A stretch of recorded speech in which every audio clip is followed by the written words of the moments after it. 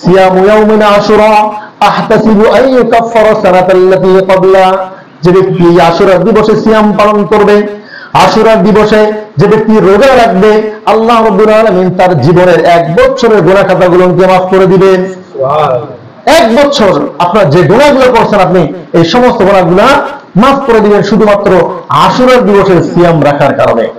আল্লাহর হাবিব সাল্লাল্লাহু আলাইহি ওয়াসাল্লাম বলেছেন, এই যত নফল ইবাদত আছে, যত নফল সিয়াম আছে, সমস্ত নফল সিয়ামের থেকে গুরুত্বপূর্ণ নফল সিয়াম হলো আশুরার দিবসের সিয়াম। এই আশুরার দিবসে 10 তারিখ এবং 11 তারিখ, নতুবা 9 তারিখ এবং 10 তারিখ আমরা সিয়াম পালন করবো ইনশাআল্লাহ। এরপর আল্লাহ হাবিব সাল্লাল্লাহু আলাইহি ওয়াসাল্লাম বলে দিয়েছেন যে আফদালুস সিয়ামি বাদা শাহরি রমাদান সিয়ামু শাহরুল্লাহিল মুহাররম।